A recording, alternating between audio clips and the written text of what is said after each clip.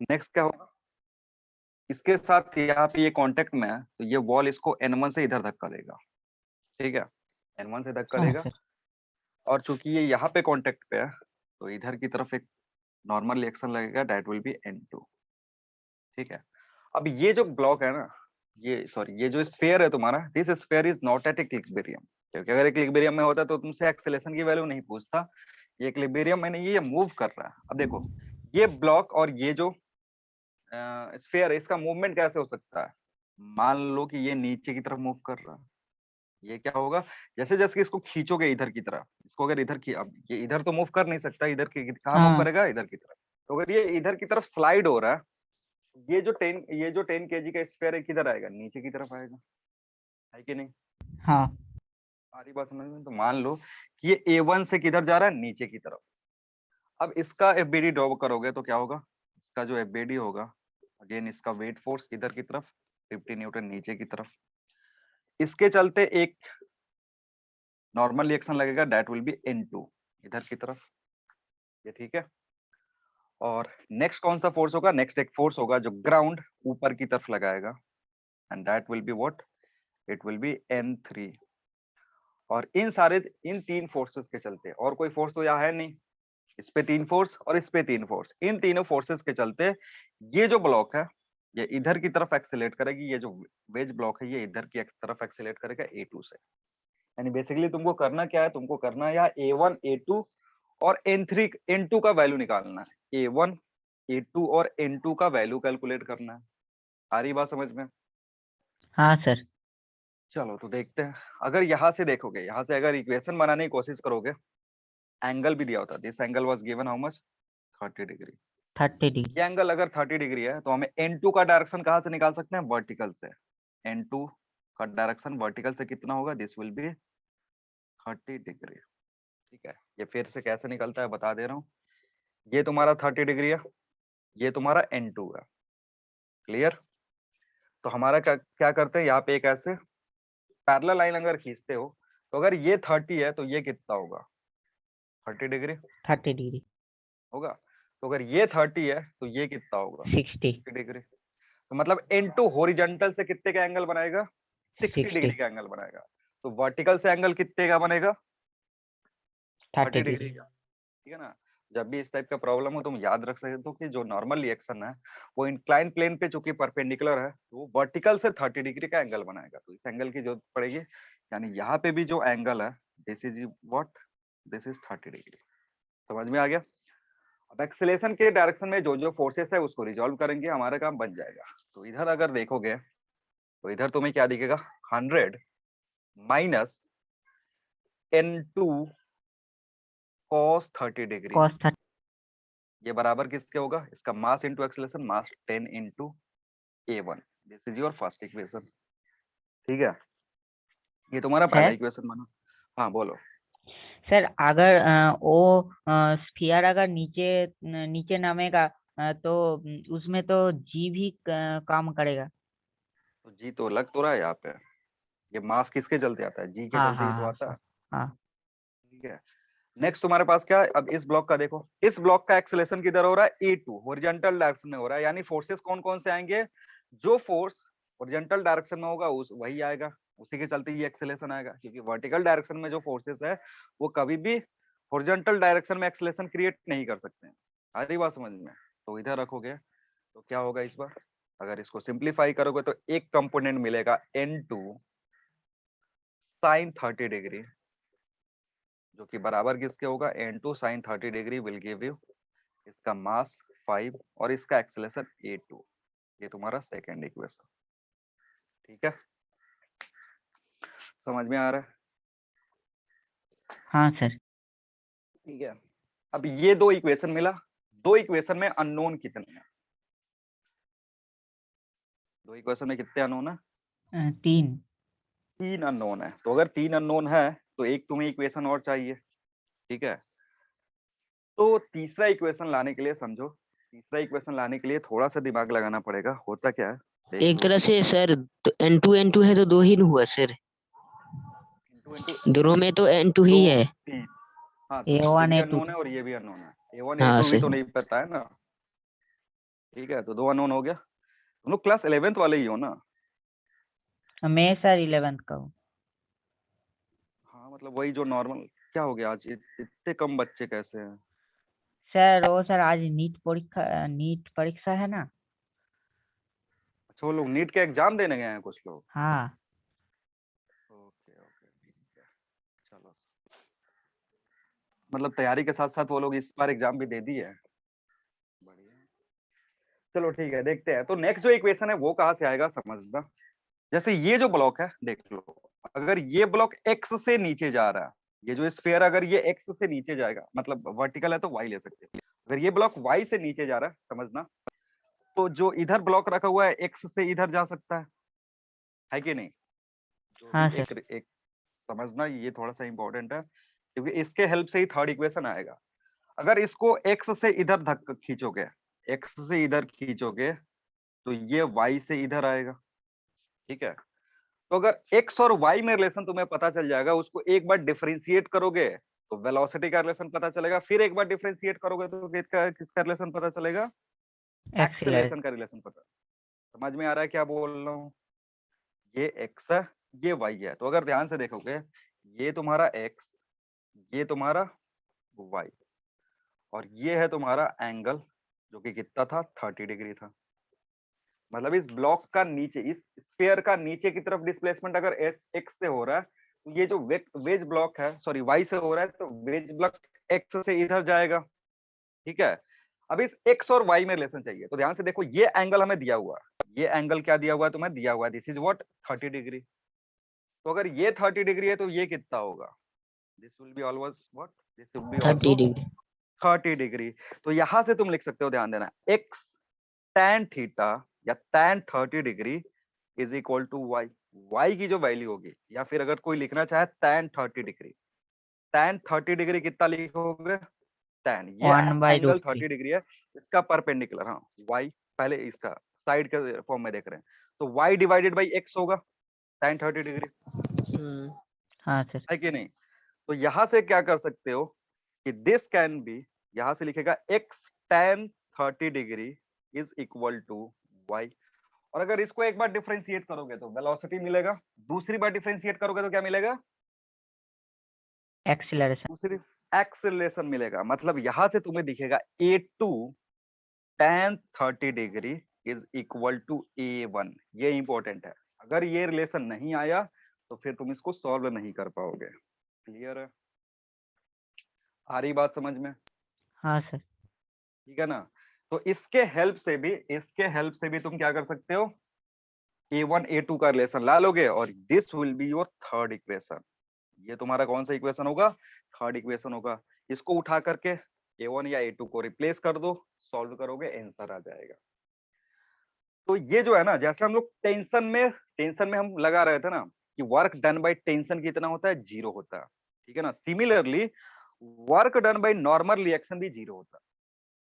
Tension और normal क्या है, ये पूरा सिस्टम कंसीडर करोगे ना तो दे बिकम इंटरनल फोर्सेस। जब पूरा, हमने पहले ही बताया था, अभी हाँ सर। प्रीवियस वाले के साथ में बताया कि जब हम पूरा सिस्टम कंसीडर कर देते हैं तो वो क्या हो जाता है? इंटरनल फोर्स 0 हो इंटरनल जाता है। फोर्सेस हो जाता है, और इंटरनल फोर्स टोटल 0 हो गया तो work done by internal force कितना होगा? 0 होगा। अगर total internal force system consider करने से हाँ 0 हो गया तो वो कोई वर्क भी नहीं करेगा। सेम कंसेप्ट यहाँ भी लगा सकते हो, जैसे हमने पहले करा था एक्सेलरेशन में रिलेशन पता करने के लिए, हम पहले कर रहे थे ना, work done by tension is 0। Similarly you can also apply work done by normal reaction is also 0। तो समझना, इससे भी कर सकते हो एक्स वाई कंसीडर करके। तो अगेन इसमें एक्स वाई से थोड़ा थोड़ा कभी कभी एंगल पता करने में दिक्कत हो जाता है, लेकिन नॉर्मल रिएक्शन तुमने पता करा। देखो, नॉर्मल रिएक्शन तुम्हें पता था, ये जो ब्लॉक है इस पे नॉर्मल रिएक्शन किधर लग रहा है? नीचे की N2 तरफ। इधर लग रहा है। ठीक है, और ये तुम्हारा एंगल था, कितना है तुम्हारा angle? This is your 30 degree. दूसरे ब्लॉक की अगर बात करोगे तो N2 किधर लग रहा था? वो लग रहा था इस direction, this is your N2। और अगेन ये एंगल कितने का था? 30 डिग्री था। अब समझना, हम कर क्या रहे हैं कि एक्सीलेशन से इसको रिलेट कर रहे हैं। तो ये नीचे की तरफ एक्सीलेशन है, जिसको मैंने A1 से रिप्रेजेंट करा था। देखो क्या करेंगे, समझना ध्यान से। हम करेंगे N2 cos 30 degree into A1। क्या कर रहे हैं, देखो A1 into cos 30, cos 30 क्यों लिए हैं, बोलो cos 30 क्यों लिए हैं, क्योंकि हम चाहते हैं कि हमें नॉर्मल रिएक्शन का वो पार्ट मिले जो कि जो एक्सेलरेशन के एक्सेलरेशन डायरेक्शन के में लिए से वर्क, हाँ उसी से वर्क डन निकलता है, ठीक है ना। क्योंकि अगर एक्स डिस्प्लेसमेंट वाला टर्म रखते हैं ना, फिर उधर एक्सेलेरेट करते हैं, तो basically work is what, it is x cos, ये एफ एस कॉस थीटा वही होता है। तो यहाँ पे जो फोर्स है वो नॉर्मल रिएक्शन है, और डिस्प्लेसमेंट के तरफ हम अगर देखेंगे तो इसका कॉस कंपोनेंट लेना पड़ेगा, वो मैंने ले लिया। तो यहाँ पे ये टर्म मिला, और इधर से अगर देखोगे, समझो इधर इसका क्या हो रहा है, इधर इसका एक्सेलेरेशन हॉरिजॉन्टल में है। तो अगर यहाँ से कैलकुलेट करोगे, समझना, अगर यहाँ से कैलकुलेट करोगे तो क्या मिलेगा तुम्हें, ध्यान से देख लो, it will be n2 sin 30 degree बराबर, सॉरी n2 sin 30 डिग्री किसके बराबर होगा, a2 के इंटू के, sorry n2 sin 30 into a2, ये जो टर्म है और ये जो टर्म है ये दोनों बराबर होने चाहिए। क्यों, अगेन वर्क डन वाले कंसेप्ट से। वर्क डन वाला कंसेप्ट कहता क्या था कि अगर दो ही सिस्टम है तुम्हारे पास, तो A1 T1 plus A2 T2 zero होता था, या दोनों की वैल्यू क्या होती थी, बराबर होती थी, जब दो का कंसेप्ट यूज करते थे। यहाँ पर भी कितना कंसेप्ट, दो ही ब्लॉक है, तो दोनों ब्लॉक पे नॉर्मल रिएक्शन लग रहा है N2, and that normal work done by that normal reaction on both block will be zero. Combine करोगे तो जीरो होगा।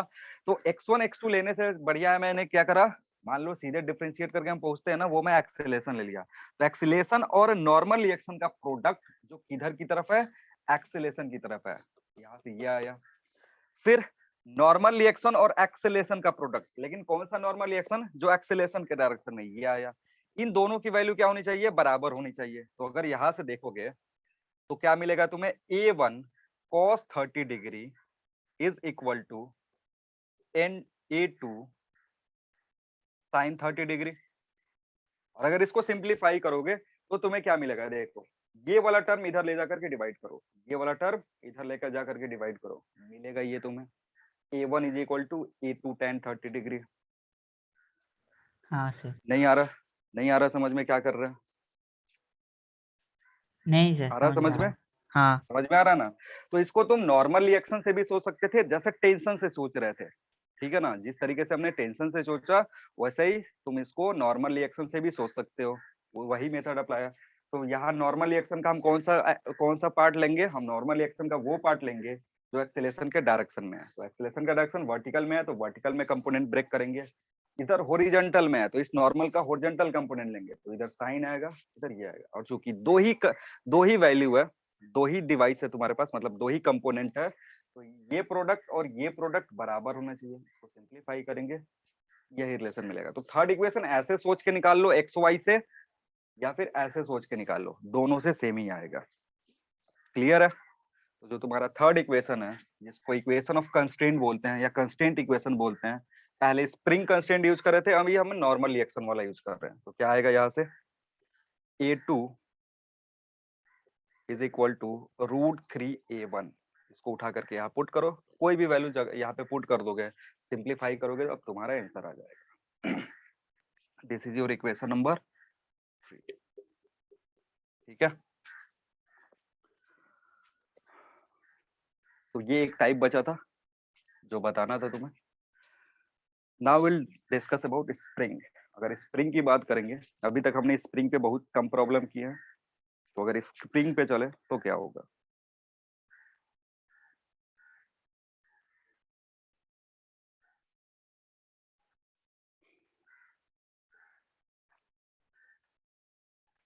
हटा दे,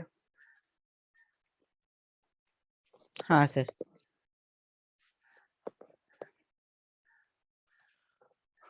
स्प्रिंग कॉम्बिनेशन।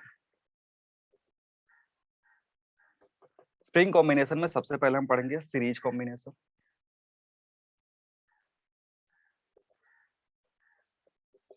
अब सीरीज कॉम्बिनेशन का प्रॉपर्टी क्या होता है, एक्सटेंशन और compression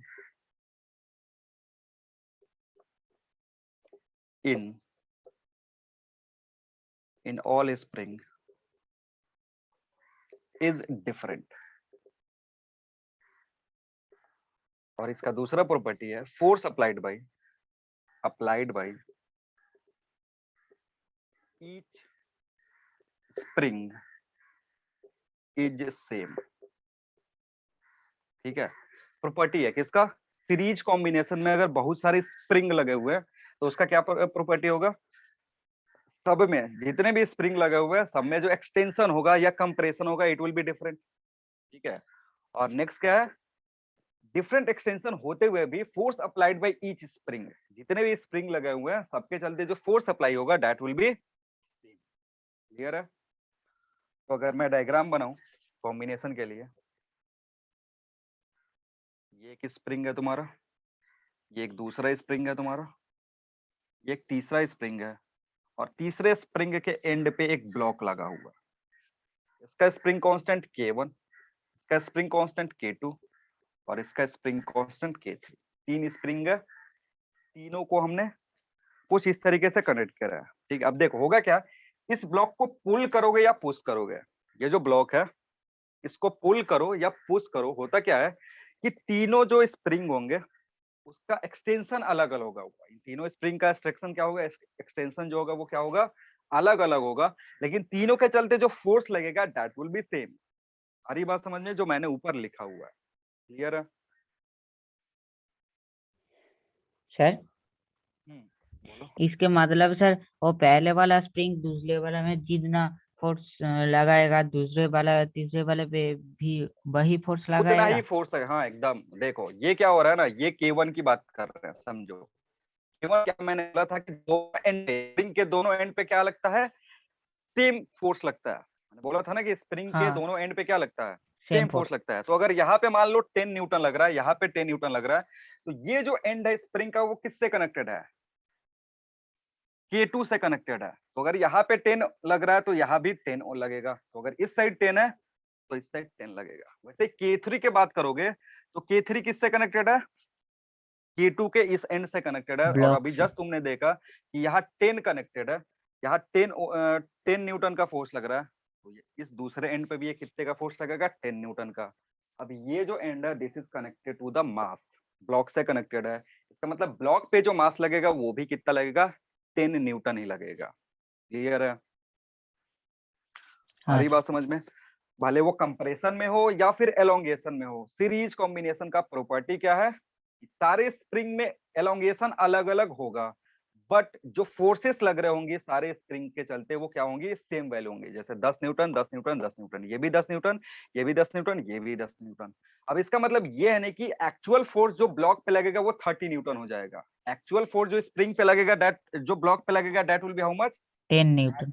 10 newton, because block is connected to this spring. और इसके एक एंड पे कितने का फोर्स लग रहा है, 10 न्यूटन का लग रहा है। तो जो एंड ब्लॉक से कनेक्टेड है ना उसी एंड के चलते फोर्स लगेगा। और चूंकि सारे स्प्रिंग में फोर्स 10-10 न्यूटन का है तो ब्लॉक पे भी फोर्स कितने का लग रहा होगा, 10 न्यूटन का 10 लग रहा न्यूटन। होगा।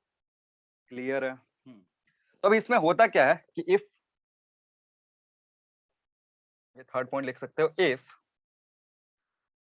Block goes, if block undergoes and block undergoes a change,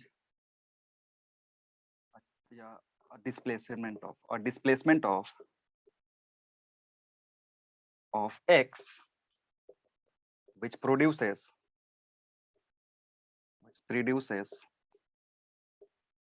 change in length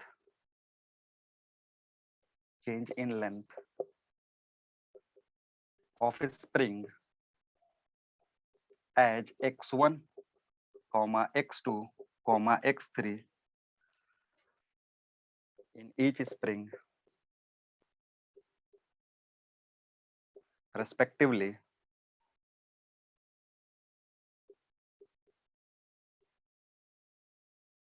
then x is equal to x1 plus x2 plus x3।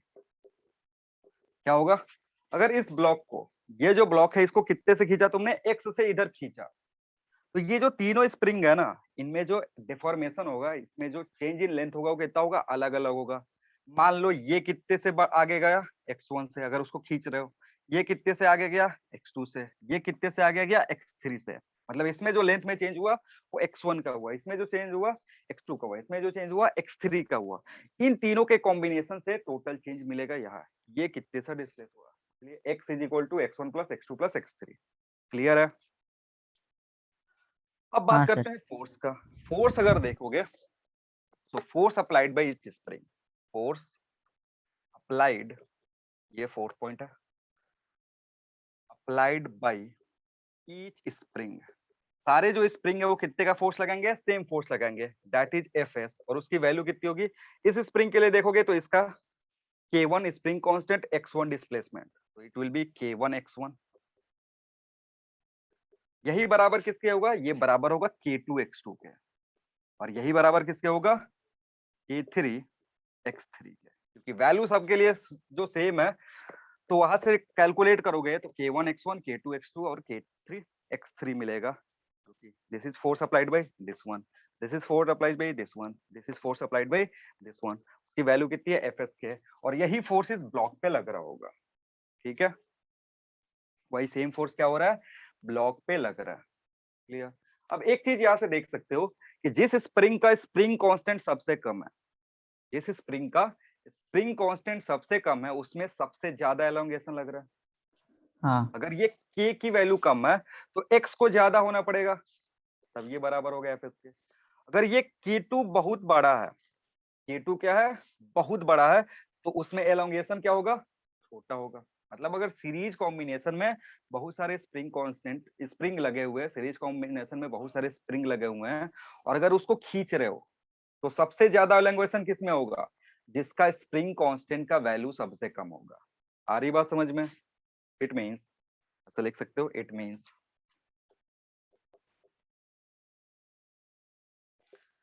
change in length, change in length in the spring, the springs is inversely proportional to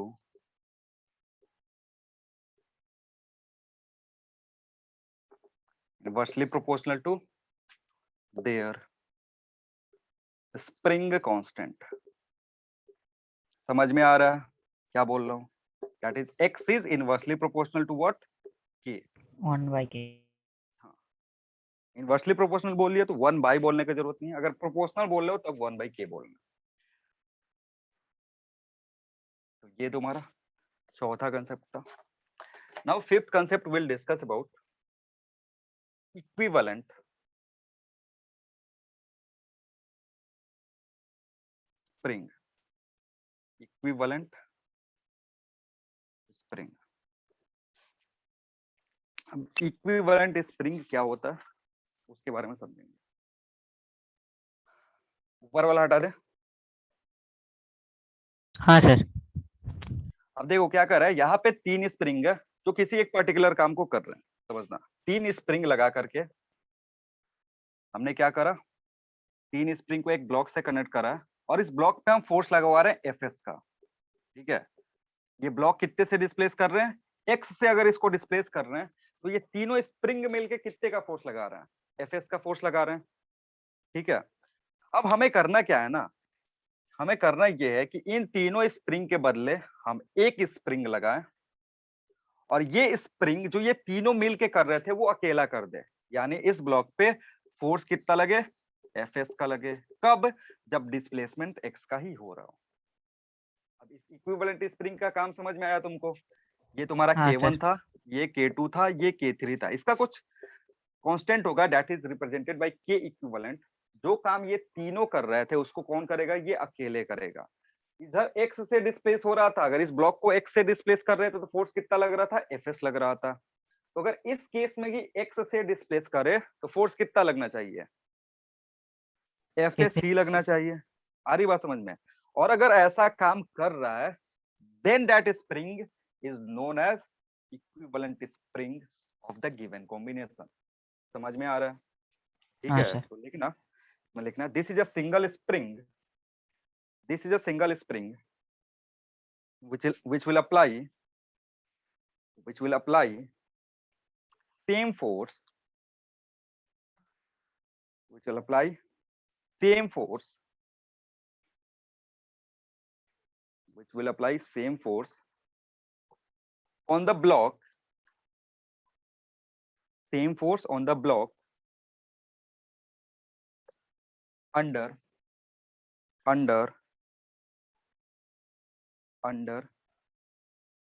same displacement of the block, under same displacement of the block।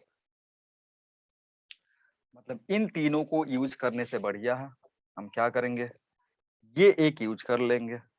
तो अब इसकी value, इसके equivalent की value क्या होगी in terms of K1 K2 K3, वो हमें देखना है।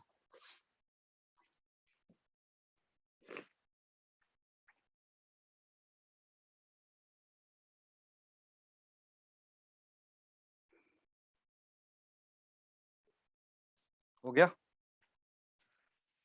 और इस हाँ केस सर। में उसमें नीचे लिखना and equivalent spring constant, and equivalent spring constant is given as, and equivalent spring constant is given as Keq is equal to 1 by K1 plus 1 by K2 plus 1 by K3। अगर तीन spring है तो अगर equivalent निकालना है तो कैसे करोगे, reciprocal of equivalent spring constant will be equal to sum of reciprocal of each spring constant. इसका रेसिप्रोकल, इसका रेसिप्रोकल, इसका रेसिप्रोकल। अगर 4 होता तो चौथे का, पांचवे का, छठे का, सबको ऐड करोगे तो क्या मिलेगा, 1 by K equivalent of given spring.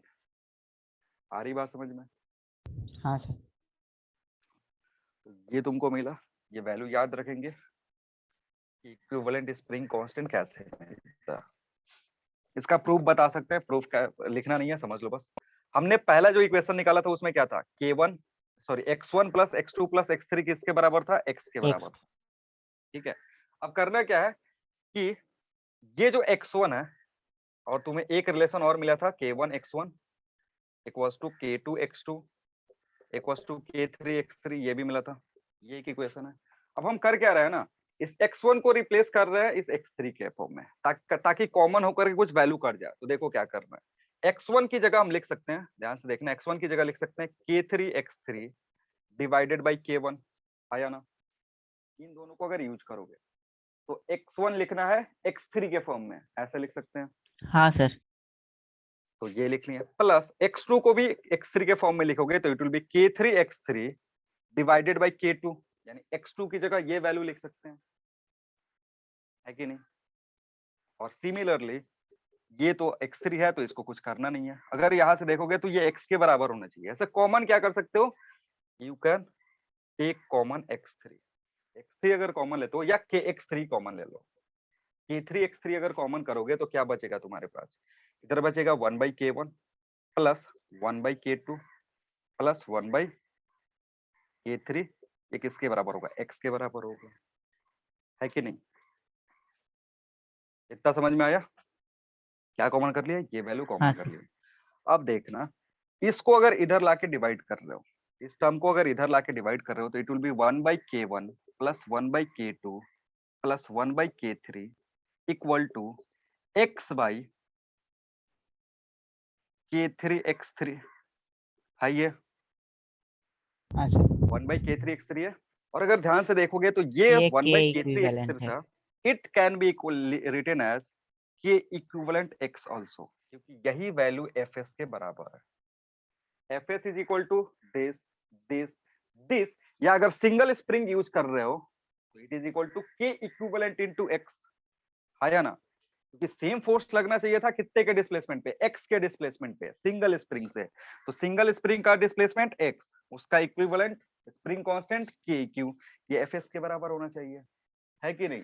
यानी अगर यहां से देखोगे तो x can be replaced in form of, ये जो वैल्यू है ये हो जाएगा 1 बाई k इक्विवेलेंट। इन दोनों को कंपेयर करो, इसको और इसको कंपेयर करो, तो हमारे पास क्या है, x डिवाइडेड बाई ये वाला टर्म है, ये इधर लाएगा और ये इधर आएगा तो बचेगा क्या, 1 by k equivalent. And this 1 by k equivalent इसके बराबर है, इसके बराबर है।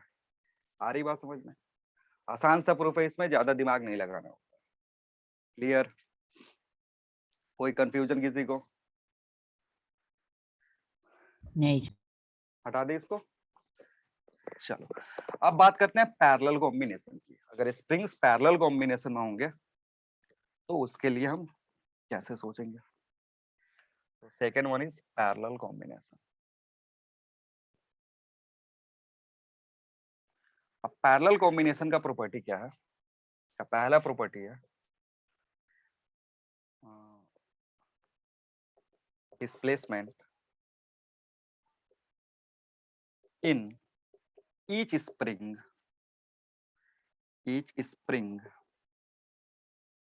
Is same. डिस्प्लेसमेंट का मतलब है, डिस्प्लेसमेंट का क्या मतलब है उसको लिख सकते हो स्टार लगा के। डिस्प्लेसमेंट मीन्स elongation और compression in spring।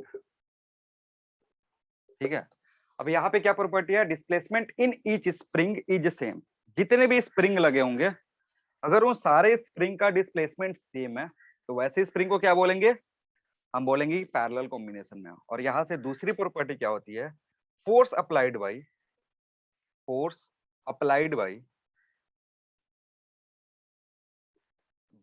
each spring is different। यहाँ पे क्या है? पिछले वाले का उल्टा है। पिछले वाले केस में क्या था? डिस्प्लेसमेंट अलग अलग था, फोर्स सेम था। यहाँ पे डिस्प्लेसमेंट क्या है? Change in length in each spring is same, but यहाँ पे फोर्स अप्लाई जो हो रहा है वो अलग अलग है। आ रही बात समझ में?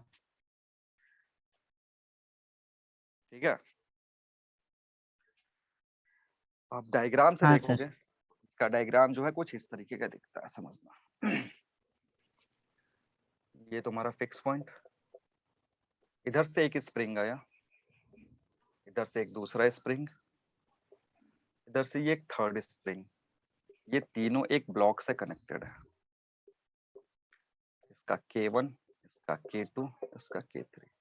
अब समझना, अगर इस ब्लॉक को X से धक्का दोगे, अगर इस ब्लॉक को इधर X से डिस्प्लेस कर रहे हो, ठीक है, इस ब्लॉक को कितने से धक्का दिए? X से धक्का दिए, तो इसमें जो चेंज होगा लेंथ में, इसमें जो चेंज होगा लेंथ में, इसमें जो चेंज होगा लेंथ में, वो क्या होगा? सेम होगा। अलग होगा। इस ब्लॉक में नहीं, इसको X से खींचोगे तो इसमें भी X का एक्सटेंशन होगा, इसमें भी X का एक्सटेंशन होगा, इसमें भी X का एक्सटेंशन होगा, तभी जाकर के ये पूरा ब्लॉक X से इधर धक्का जाएगा। समझ में आ रही हाँ बात क्या सर, बोल रहा हाँ। हूँ? तीनों का ये एंड कनेक्टेड है, एक एंड यहाँ से कनेक्टेड है, एक एंड वॉल से कनेक्टेड है। तो अगर इसको X से खींचना है ना, तो इसमें भी कितना लेंथ में चेंज होना चाहिए? X का। इसमें भी कितना चेंज होना चाहिए? X का। और इसमें भी कितना होना चाहिए? X का। यानी तीनों ब्लॉक में जो लेंथ में चेंज हुआ वो कितने का हुआ है? सॉरी, तीनों स्प्रिंग में जो लेंथ में चेंज हुआ वो कितने का हुआ है? X का हुआ है। ठीक है, तो अगर ये चेंज देखोगे तो यहाँ से जो फोर्स लगेगा, समझना, अगर फोर्स की बात करोगे तो ये जो स्प्रिंग है ये फोर्स लगेगा इधर की तरफ Fs1, जिसकी वैल्यू कितनी होगी? K1x होगा, क्योंकि x तो सेम है, K1 अलग है। वैसे ही यहाँ जो स्प्रिंग लगा हुआ है वो कितना लगाएगा? Fs2 लगाएगा, जिसकी वैल्यू होगी K2 इंटू एक्स। ये तीसरा स्प्रिंग कितना लगाएगा? Fs3 लगाएगा, जिसकी वैल्यू होगी K3x, क्योंकि x तो सेम है बट K1, K2, K3 की वैल्यू अगर अलग अलग है तो जो तीनों स्प्रिंग है वो क्या कैसे फोर्स लगाएंगे? अलग अलग फोर्स लगाएंगे। आ रही बात समझ में? नहीं आ रहा? हाँ सर। और इस बार अगर नेट फोर्स देखोगे इस ब्लॉक पे, तो net force on the block जो होगा, net force on the block वो होगा F is equal to Fs1 plus Fs2 plus Fs3। यानी तीनों मिलके फोर्स लगा रहे हैं, ये भी लगा रहा है, ये भी लगा रहा है, ये भी लगा रहा है। तो कितने का फोर्स होगा टोटल? टोटल फोर्स जो इस पे लगेगा, this plus this plus this. Clear है? हाँ sir. So this is your point number 3। Net force अगर निकालना है ब्लॉक पे, ये आएगा तुम्हारे पास। और इस केस में जो इक्विवेलेंट स्प्रिंग है, मान लो इन तीनों की जगह हम क्या यूज करना चाहते हैं, एक सिंगल स्प्रिंग यूज करना चाहते हैं। तो fourth point is your equivalent spring. और इक्विवेलेंट स्प्रिंग कहने का मतलब होता है ये एक ऐसा स्प्रिंग है जिसमें अगर सेम डिस्प्लेसमेंट करो, ब्लॉक अटैच करके, यही ब्लॉक यहाँ अटैच करा है, सेम डिस्प्लेसमेंट किया है, कितने का, एक्स का, तो ये जो स्प्रिंग है के इक्विवेलेंट के चलते जो फोर्स लगेगा it will be equal to F. ये तीनों मिल करके जितना फोर्स लगा रहे हैं वो इतना ये अकेले लगाएगा। आ रही बात समझ में? तीनों ने मिलके जितना फोर्स लगाया वो क्या करा, इसने अकेले ने अप्लाई कर दिया। तो अगर अकेले ने अप्लाई कर दिया then in that case this is known as equivalent spring of the given combination. और यहां से जो के इक्विवेलेंट की वैल्यू आएगी, equivalent spring constant in this case, yeah, for this combination is given as k equivalent की जो value होगी it will be k1 plus k2 plus k3 and so on. यानी यहाँ पे क्या हो जाता है, एडिशन हो जाता है। k1 की वैल्यू, k2 की वैल्यू, k3 की वैल्यू सबको ऐड करो, तुम्हें क्या मिल जाएगा, तुम्हें इक्विवेलेंट स्प्रिंग कांस्टेंट मिल जाएगा। कब? When combination is parallel combination. समझ में आ रहा है? हाँ सर। तो सर इसका ये ध्यान सर रखना। करंट का सर उल्टा है। हाँ, करंट मतलब रेसिस्टेंस का उल्टा है। हाँ तो हाँ, रेसिस्टेंस में तुमने रेजिस्टेंस। पढ़ा होगा ना, हाँ उसका उल्टा है।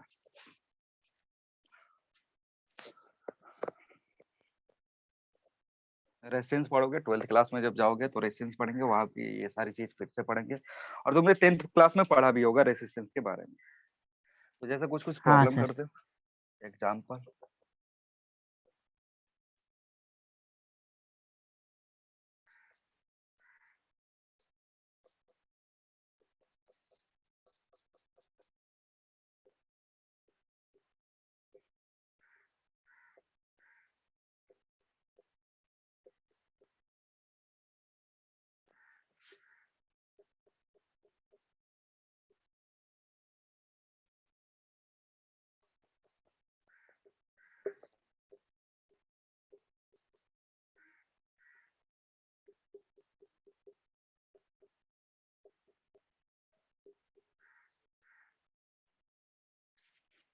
ठीक है, लिखना है इसमें, ये मास m यहाँ से हैंग करके रखा हुआ, ये मास यहाँ पे।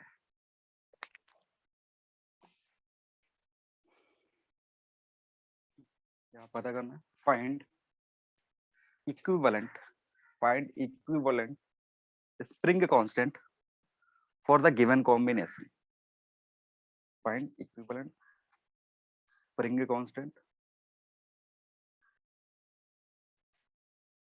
for the given combination.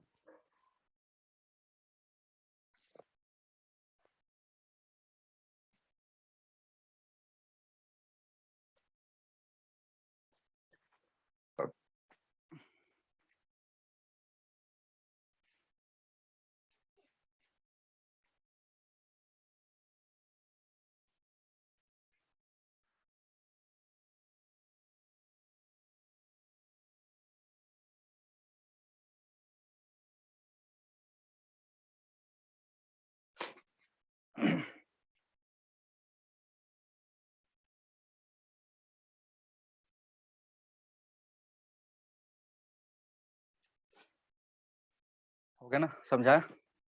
चलो पहले ये वाला समझते हैं इसको। देखो अगर इसमें देखोगे तो ये जो दोनों स्प्रिंग है, ये K1 और K2, ये कौन से कॉम्बिनेशन में है? सीरीज। सीरीज कॉम्बिनेशन में है। मतलब अगर इस दोनों को रिप्लेस करना चाहते हो सिंगल स्प्रिंग से तो ऐसे कर सकते हो। अभी K3 की बात नहीं कर रहे हैं, K3 को ऐसे ही छोड़ दो। हम किसकी बात कर रहे हैं? ये जो दोनों स्प्रिंग थे K1 और K2, इसके जगह एक सिंगल स्प्रिंग अगर लगाएं तो क्या होगा? यहाँ से अगर K1 प्लस रिलेशन K2। देखोगे, नहीं, ये कौन सा कॉम्बिनेशन है? सीरीज कॉम्बिनेशन है। और सीरीज कॉम्बिनेशन में क्या होता है, 1 by 1 by k k series equivalent will be 1 by k1 1 by plus k1 plus 1 by k2 1 by k2, ठीक है। और चूंकि दो है ना, दो के लिए एक फॉर्मूला याद रख सकते हो कि जब भी दो होगा उसके लिए डायरेक्ट एक वैल्यू लिख सकते हो k1 k2 divided by k1 plus k2। ये कब लिखेंगे? ये जब दो होगा तभी यूज करेंगे। देखो ये इसको अगर सिंप्लीफाई करोगे तो 1 बाई के कितना हो जाएगा, इन दोनों का एलसीएम k1 k2, यहाँ पे होगा k2 प्लस k1। इसको उल्टा करोगे तो ks की वैल्यू कितनी हो जाएगी, k1 k2 divided by k1 plus k2। वही मैंने यहाँ पे लिखा हुआ है। तो जब भी तुमको क्या मिले, सॉरी यहाँ पे k2, जब भी तुमको दो स्प्रिंग मिले सीरीज कॉम्बिनेशन में, तो क्या करना है, दोनों का मल्टीप्लाई कर दो डिवाइडेड बाई दोनों का समीशन, दोनों का मल्टीप्लाई डिवाइडेड बाई दोनों का समीशन। ये जो होगा ये होगा इक्विवेलेंट वैल्यू। क्लियर है? आ रही बात समझ में? हाँ सर। अब ये दोनों स्प्रिंग जो मिले इसका इक्विवेलेंट, और ये जो स्प्रिंग मिला ये कौन सा कॉम्बिनेशन है, ये कॉम्बिनेशन है पैरेलल, ठीक है ना। ये देखो ये इसके साथ पैरेलल कॉम्बिनेशन में है। अब तुम क्या कर सकते हो, अब इन दोनों की जगह एक स्प्रिंग से रिप्लेस कर सकते हो, एंड दैट स्प्रिंग जो उसका के इक्विवेलेंट होगा इट विल बी सिंपली इसका सम प्लस इसका सम, मतलब k3 plus k1 k2 divided by k1 plus k2। ये तुम्हारा आंसर है। मतलब वो जो तीन स्प्रिंग लगे हुए थे उसकी जगह अगर सिंगल स्प्रिंग यूज करना चाहोगे, उसका स्प्रिंग कांस्टेंट कितना होगा, it will B k3 plus k1 k2 divided by k1 plus k2। आ रही बात समझ में? तो ये जो चीज है एज ए रिजल्ट याद रख सकते हो, जब भी दो स्प्रिंग होगा और दो सीरीज में होगा तो सीधे k1 k2 divided by k1 plus k2। थोड़ा आसानी होगा, ये सारा काम तुमको इतना नहीं करना पड़ेगा, ये वाला चीज ऐसे ही हटा सकते हो। तो ये तुम्हारा एक प्रॉब्लम था। दूसरे पे चलते हैं, दूसरा देखते हैं दूसरा क्या कह रहा था।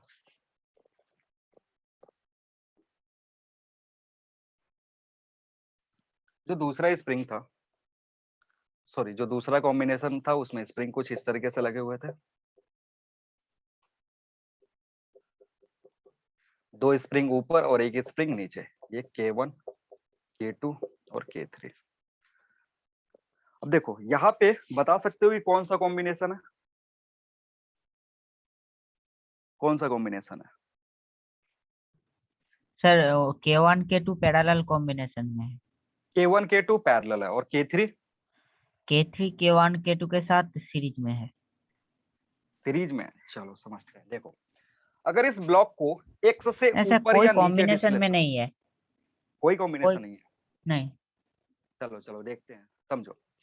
ये जो ब्लॉक है इसको मान लो अगर x से नीचे की तरफ धक्का देते हो, ब्लॉक को क्या करा, x से नीचे की तरफ धक्का दिया, तो इस स्प्रिंग में कितने का एलोंगेशन होगा और इस स्प्रिंग में कितने का एलोंगेशन होगा,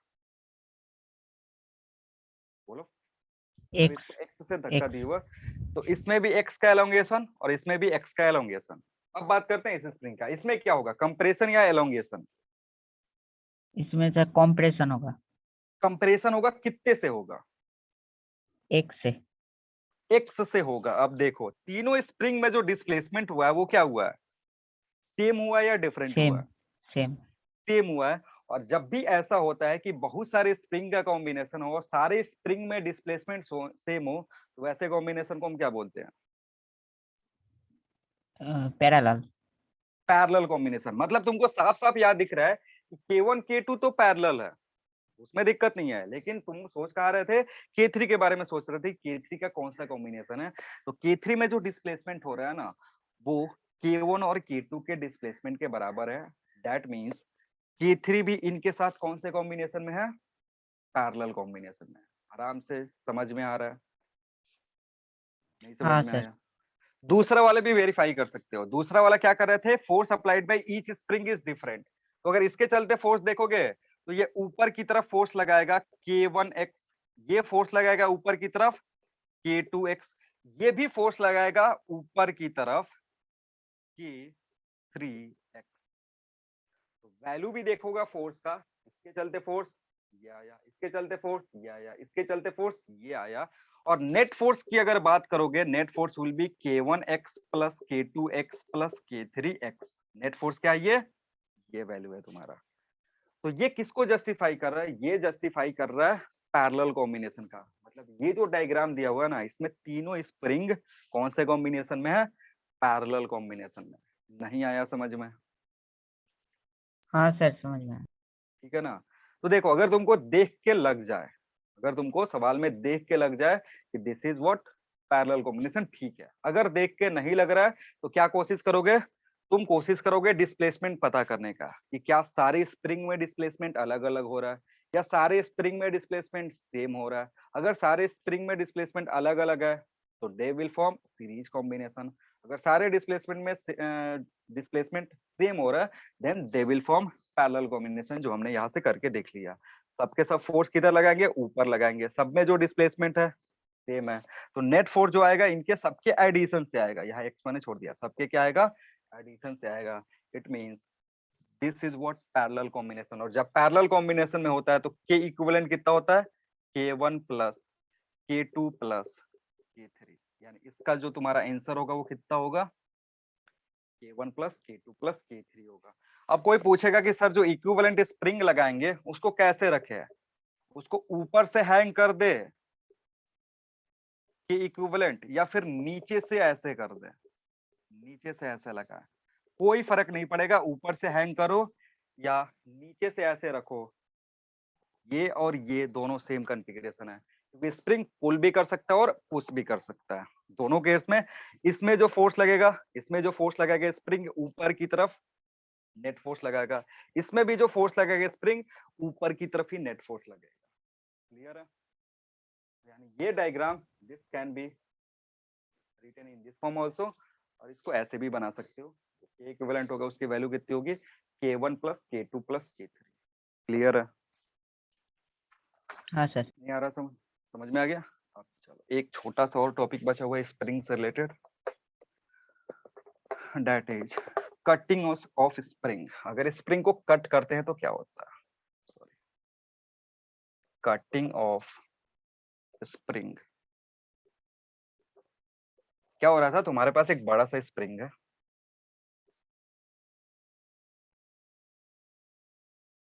अब इस बड़े से स्प्रिंग का कुछ के इक्विवेलेंट होगा और इसका कुछ लेंथ होगा एल। इस बड़े से स्प्रिंग को तुमने क्या करा? पार्ट वाइज ब्रेक कर दिया, तोड़ दिया, काट दिया। मान लो अभी के लिए मैं इसका 3 पार्ट बना रहा हूं। मतलब इन से मैंने क्या करा? एक स्प्रिंग बनाया जिसका length L1, spring constant K1। एक दूसरा स्प्रिंग बना काटा जिसका लेंथ L2, इसका स्प्रिंग कांस्टेंट K2। और तीसरा स्प्रिंग बनाया जिसका लेंथ L3 और इसका स्प्रिंग कांस्टेंट K3। मतलब ये तीनों को ऐड करोगे तो ये मिलेगा। यहाँ से काट दिया है 3 पार्ट में तो हमें क्या मिला? ये मिला। क्लियर है? तो जब भी स्प्रिंग को कट करते हैं, अब स्प्रिंग को कट करा है यानी यहाँ पे तुम्हें एक रिलेशन पता है कि L जो होगा it will B L1 plus L2 plus L3, क्योंकि तुमने ऐसे स्प्रिंग का जिसका लेंथ L था उसको काट के 3 भाग में किया हुआ। It can B 3 part, 2 part, n part, जितना भी पार्ट हो वो कर सकते हो। क्लियर है?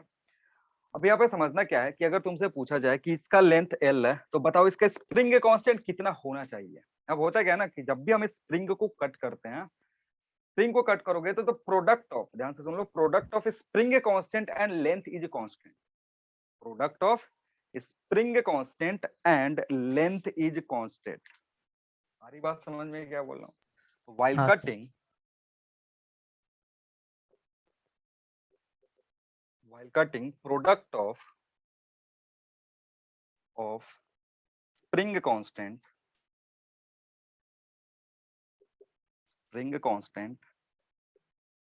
and length remains constant,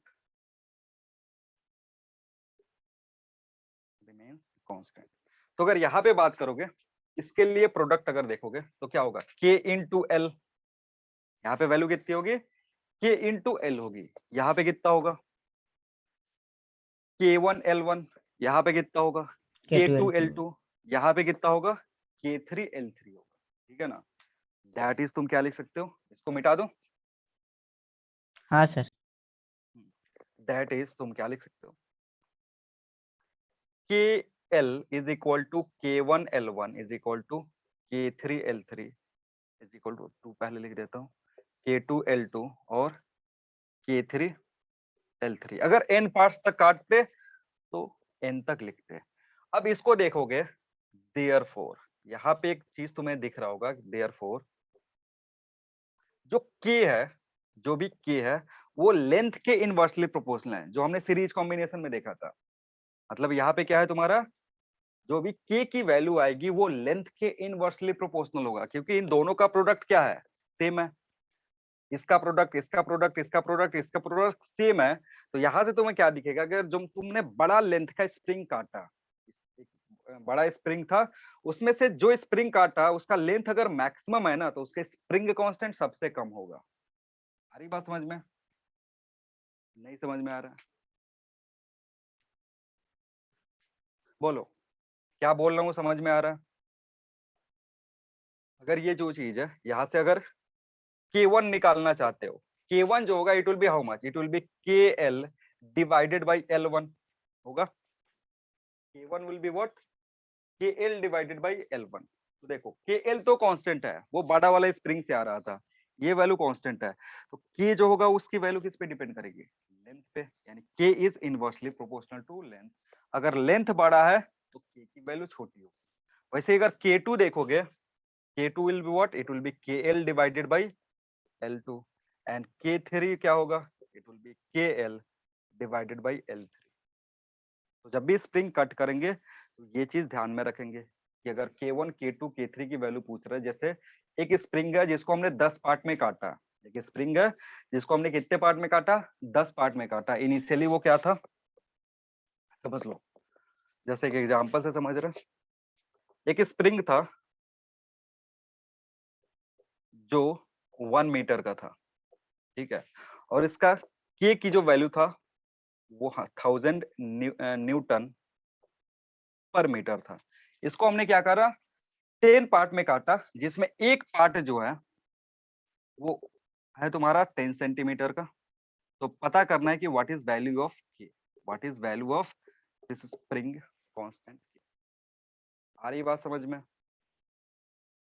तो कैसे निकालोगे, वही फॉर्मूला क्या है तुम्हारा, के L is equal to K1L1।